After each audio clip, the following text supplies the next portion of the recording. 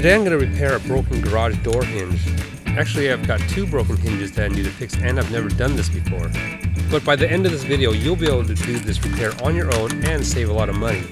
The hinges I'm repairing are the ones that are next to the track on the ends of the garage door. And as you can see, this hinge is completely snapped. So the first thing you need to do is disengage the door from the motor and then roll the door all the way down. Replacement hinges can be found at Lowe's, which is where I got mine, but you can probably find them at any big hardware store. The ones I bought were only $5 each, and one thing you need to pay attention to is the number on the package. I bought the number 1 hinges. Each hinge position has a different number, and as you can see from my door, it starts with number 1 down at the bottom and then goes up to number 3. Taller doors might have hinges with numbers higher than number 3. And that's because the track actually sits closer to the door frame at the bottom than at the top of the frame. The hinges that are higher than number 1 offset the rollers from the track so the door will sit flush when completely closed. And if you happen to buy the wrong number hinge, don't worry about it. The cylinder in the middle of all the hinges line up with the number 1 hinge, as you can see here. One more thing to look out for is that the top and bottom roller brackets are totally different from the hinges. So now that you know a little bit about garage door hinges, let's start replacing the broken ones. I'll start by removing bolts from the bottom of the hinge and work my way up.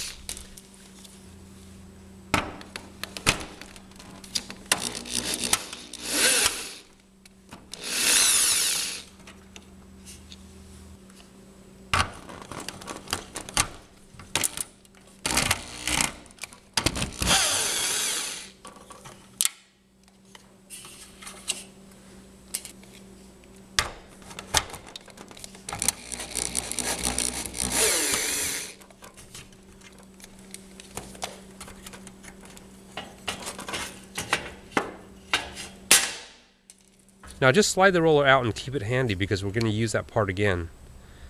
And here's our shiny new hinge ready to be installed. I'll do this all in reverse order, starting with the roller. Just slip the roller in the track and slide the hinge over it like this.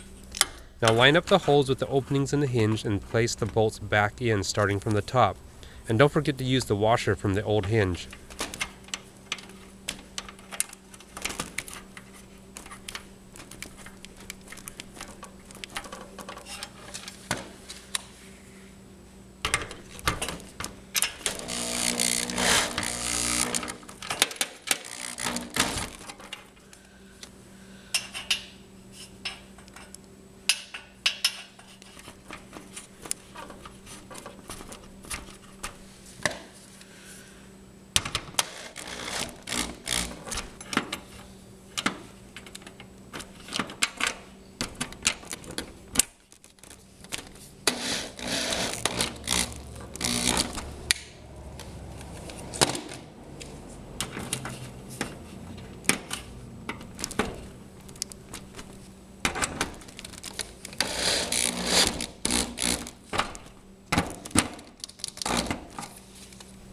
Once all the bolts are back in and the hinge is nice and tight, I can start working on the other side now.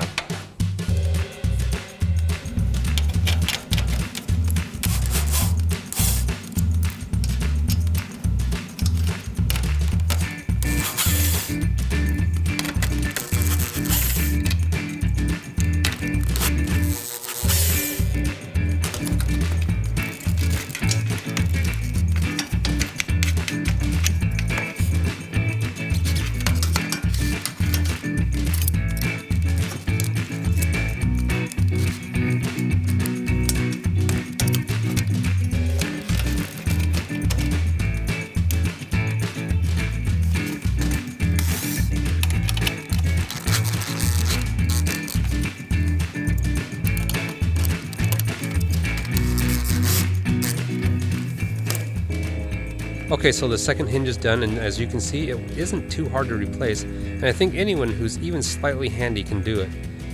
And as I said in the beginning of the video, I've never done this before, and I was still able to make the repair easily. So now the last thing to do is re-engage the door to the motor, and you're all set. If you enjoyed this tutorial, please subscribe. I've got lots more product reviews and tutorials like this one coming up.